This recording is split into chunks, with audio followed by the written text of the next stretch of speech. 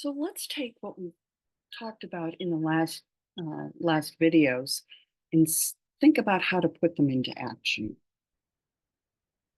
So remember, we talked about risk factors, those ACEs. We've also talked about protective factors, unconditional love, relationships with other adults, with peers, a sense of belonging, support, from the community. And we've talked about interventions that make a difference. Things like mindfulness, nurturing, self-care, and learning how to build executive functioning. It needs to be more than up here, but we need to put it into action. So Emmy Neatfeld talks about one of the psychiatric hospitals that she was at as a teen. And they talked about the importance of trauma. But she said, if the staff assumed that kids in treatment have been abused, why did we sit in a circle every evening atoning for our sins?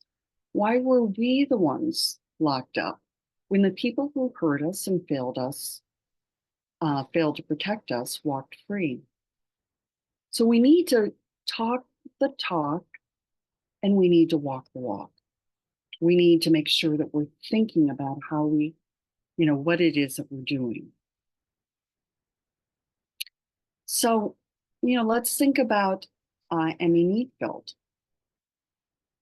Think about what kinds of ACEs you see.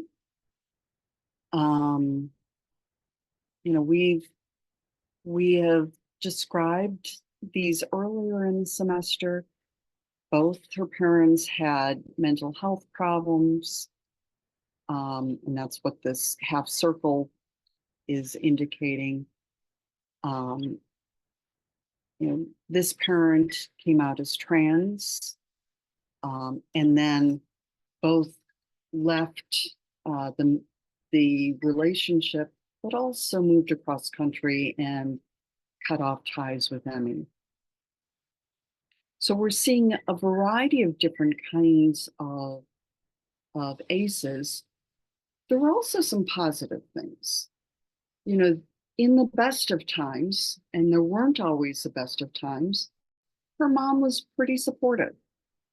Her mom made sure that she got a variety of different kinds of activities and supports. There were a number of people in Emmy's life who were very positive mentors. She was someone who loved to read, loved to write. And so she had that as a resource. So there were a lot of good things, and also a lot of problems. What we might do then is think about what we can do to help Emmy and her family, and think about why we might do those things. So, big picture, what can we do? Certainly, one of the things we want to do is reduce trauma. If we reduce trauma, that's going to decrease the cost of the mental health system, decrease the need for the physical health system, saves us a whole lot, in addition to helping children and families do better. We want to strengthen the caregiver's ability to be a healthy buffer for this child. So having someone else for them to turn to when they get stressed. And parenting is stressful. Teach both the parents and the child ways that they can, handle stress and heal the child. So what kinds of things can they do? Maybe setting up a regular sleep time, maybe with a story before sleep time.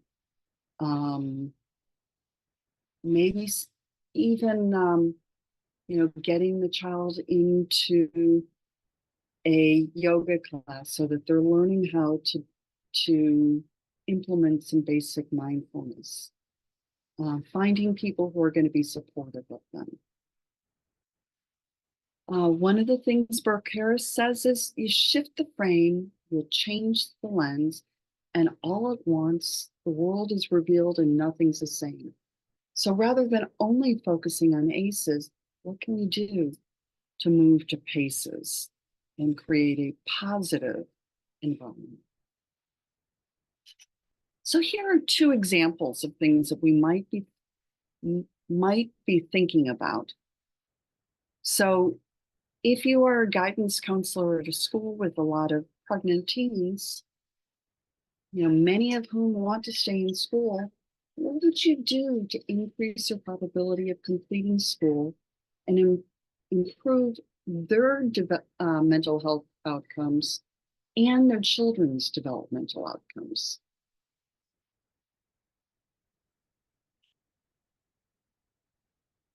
Or think about this from an individual perspective. We've talked about Diego a couple of times this semester.